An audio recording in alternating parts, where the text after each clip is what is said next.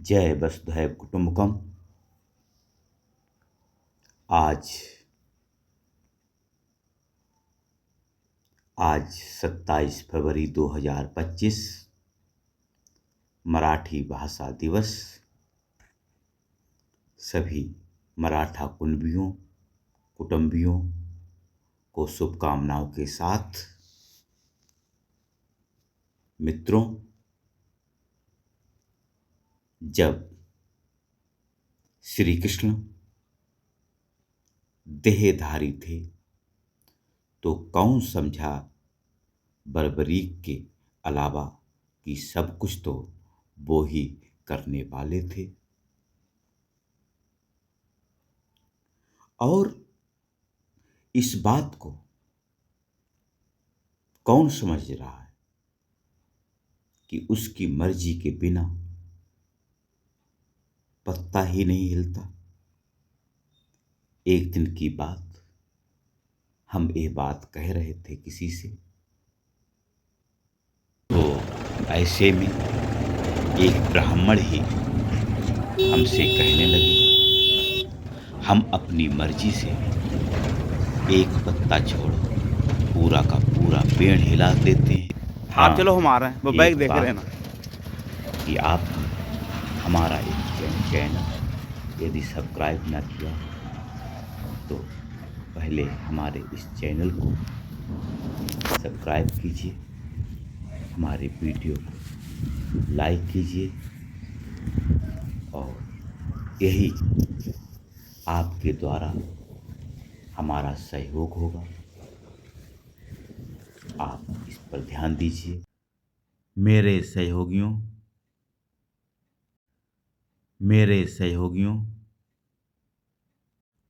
आज हम उपस्थित हुए हैं अपनी इस पुस्तक के साथ।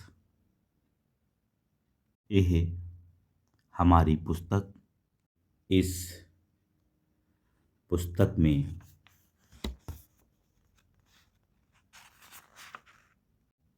मेरे सहयोगियों,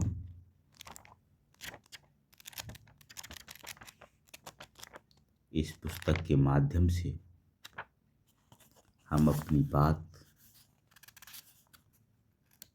शुरू कर रहे हैं। इसमें यह विषय सूची हम अपने जीवन में लगभग 100 पुस्तकें लिख चुके हैं और उनमें से कुछ पुस्तकें प्रकाशित हो चुकी हैं। यह यम पुस्तक, यह सब लिखना हमने किशोरावस्था से शुरू कर दिया था। अपने सपनों, चिंतन मनन, प्रतिक्रियाओं, एहसासों आदि को लिखना शुरू कर दिया, जो आज लगभग 100 पुस्तकों के रूप में हमारे सामने उपस्थित है। हम अपने सपनों के माध्यम से, अपने एहसासों के माध्यम से, अपने अनुभवों के माध्यम से इस निष्कर्ष पर पहुँचे हैं कि हमारे आसपास और विश्व स्तर पर भी जो मर रहे हैं, जो देह त्याग कर रहे हैं या अन्य किसी कारण से उनकी मृत्यु हो रही है, उसका कारण प्रकृति अभियान है। प्रकृति अभियान के छोटे छोटे स्तर हैं जिसमें मनुष्य के कर्म, दिनचर्या, आदतें, आचरण आदि सहयोगी हो जाते हैं यदि हम ईश्वर के याद में, प्रकृति अभियान के याद में जीवन नहीं जीते। हम अपने सपनों के माध्यम से इस निष्कर्ष पर पहुंचे हैं कि देवी देवता, फरिश्ते, ऋषि मुनि, नबी जिस चेतना स्तर पर हैं, जिस चेतनात्मक स्तर पर हैं, जिस सूक्ष्म स्तर पर हैं, हम भी उस स्तर पर जाकर चेतनात्मक स्तर पर, सूक्ष्म शरीर के स्तर पर कार्य कर सकते हैं, या फिर वो चेतनाएं हमारी चेतना के माध्यम से सक्रिय हो सकती हैं। और सितंबर माह से हमने कुछ ऐसा भी महसूस किया है कि किसी दिव्य शक्ति ने हमारे माध्यम से हमारे सूक्ष्म शरीर को एक सूक्ष्म शरीर के समूह में शामिल कर कुछ विश्व स्तर तक के काम करवाए हैं, जिसको हम आगे प्रकट करेंगे। हमारी प्रार्थनाएं हमेशा ऐसी रही हैं कि हे प्रभु, हे मालिक, दुनिया की तमाम दिव्य शक्तियां हमें कल की अवतार के लिए सज्ज करें, अपने अभियान में हमें लगाएं। इसी श्रृंखला में हमें कुछ एहसास हुए हैं जिनका हमने समय समय पर अपनी लिखित पुस्तकों में भी वर्णन किया है। हमारी चेतना जिस स्तर पर पहुंच जाती है, हमारा सूक्ष्म शरीर जिस स्तर पर पहुंच जाता है साधना करते करते, हृदय के माध्यम से उस चेतनात्मक स्तर के सूक्ष्म शरीर हमारी मदद करने को तैयार हो जाते हैं। हमने ऐसा महसूस किया है।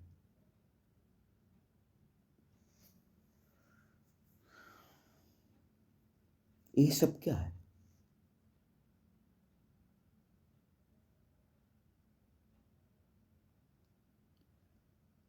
हम जब स्वप्न में देखते हैं किसी को, हम स्वप्न में मार रहे हैं, पीट रहे हैं, उसके देह को, उसके शरीर को क्षति पहुंचा रहे हैं, तो ऐसे स्वप्न देखने के 7 दिन के अंदर वो व्यक्ति असल जिंदगी में किसी कारण से देह त्याग कर देता है। ऐसा क्यों?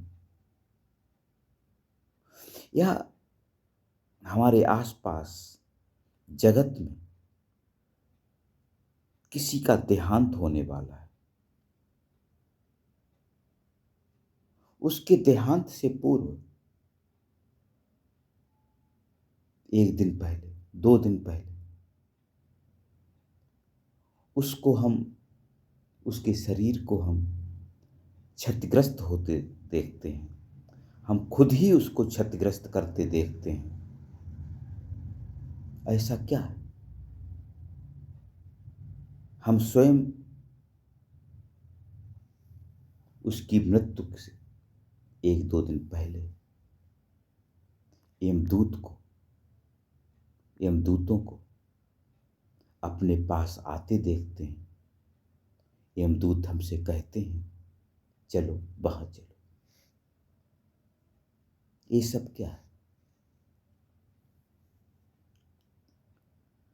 हम अपने अनुभव से इस निष्कर्ष पर पहुंचे कि यदि हम अपने अंदर के स्वयंभू, प्रकृति के स्वयंभू, अपने अंदर की चेतना, प्रकृति की चेतना के एहसास में जब जीने लगते हैं तो हमारे आसपास की घटनाएं हमको एहसास में होने लगते हैं। ये अनेक के साथ होता है। एक बार तो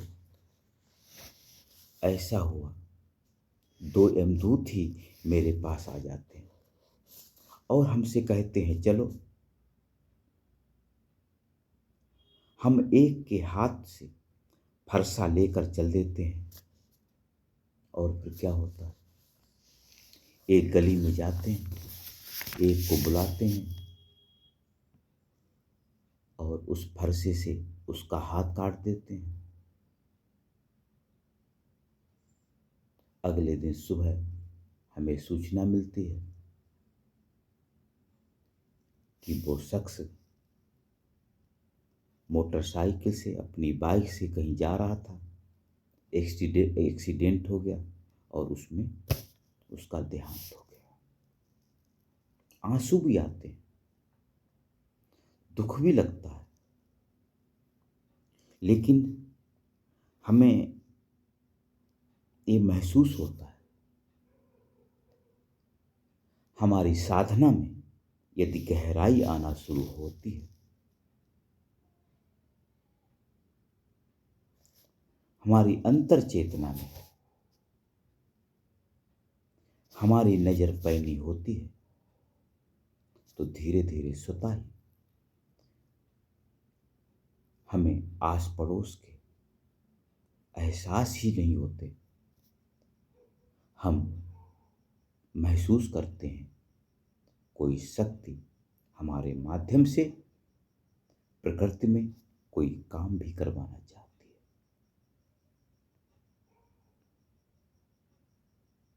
लेकिन अभी हमको इस पर काफी काम करना है, अपनी साधना को मजबूत करना है। अभी हम दूध के धुले नहीं, हम में अभी काफी कुछ अपने अंदर सुधार करना है। हम हर दिन प्रार्थना तो करते हैं कि हे ईश्वर, तू मुझे अपने काम में लगा, हम तुम्हारे लिए काम करें, प्रकृति के लिए काम करें। लेकिन इससे ही काम नहीं चलता, हमें अपने मन की गंदगी को पहले साफ करने की जरूरत होती है। जिस स्तर पर गंदगी साफ होती जाती है, उसी स्तर के कार्य हमको मिलना शुरू होते जाते हैं। हम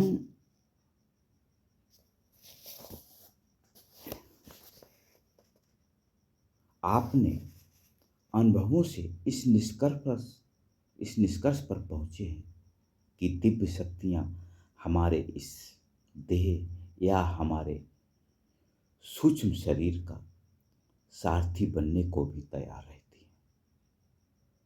श्री कृष्ण केवल अर्जुन का ही सारथी बनने को तैयार नहीं, वो हमारा सारथी भी बन सकता है। लेकिन शर्त क्या है? शर्त यही है, प्रेम। अर्जुन का एक नाम अनुराग है। अर्जुन श्री कृष्ण को चाहता है दुर्योधन संसाधन चाहता है और हमें अफसोस है कि आज के भक्त धर्मस्थलों की ओर दौड़ती भीड़ भी भगवान को नहीं चाहती, श्री कृष्ण को नहीं चाहती।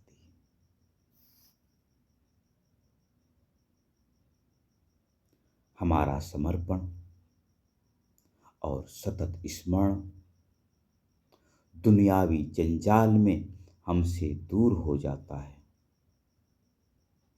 लेकिन हमारी कोशिशें हमें आगे बढ़ाने में सहायक होती हैं।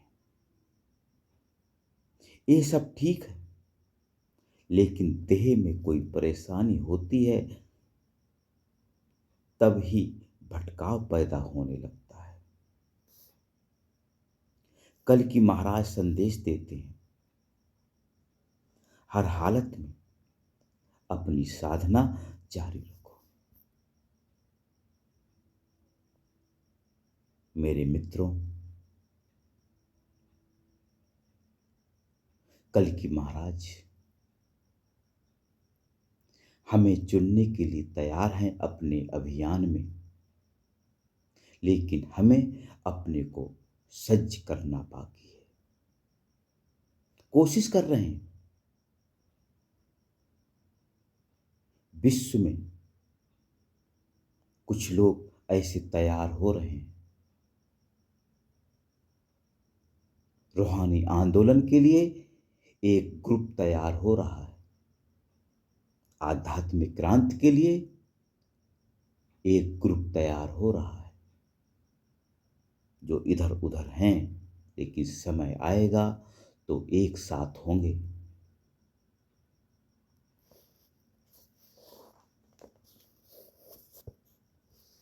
पलक झपकते कल की महाराज को इंगित करते दिव्य प्रकाश दिखना, पलक झपकते कभी उनका अश्रु दिखना आदि आदि संकेत करता है कि अभ्यास को गहन करो, हम तुम्हारी मदद को तैयार हैं। हम तुम्हारे मदद को तैयार हैं।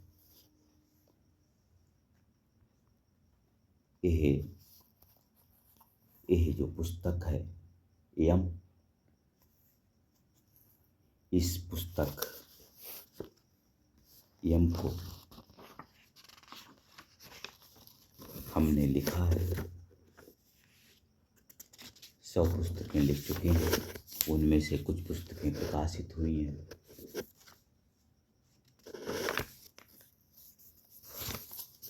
इसमें जो प्रस्तावना है,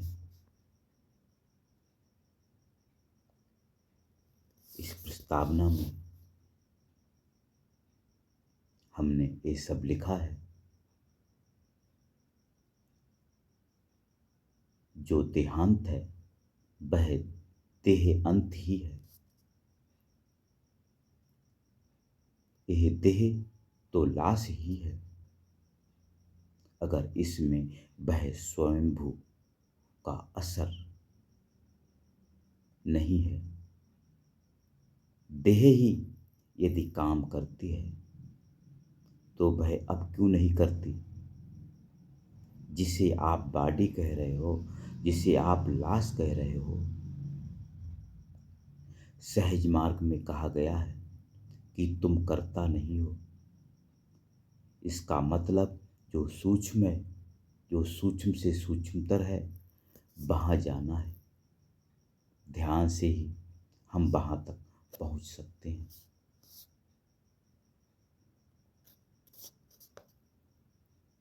ब्रह्मांड के सूक्ष्म जगत में क्या ऐसी भी स्त्री है जो देह के जन्म और मृत्यु का कारण बनती है? सनातन यात्रा में ऐसी भी स्थिति बताई जाती है कि किसी कारण के देह की ऐसी भी मृत्यु हो सकती है जिसमें यमदूत और यम की कोई भूमिका न रह जाए। हमारी बात समझो ना समझो, ये आप पर निर्भर करता है।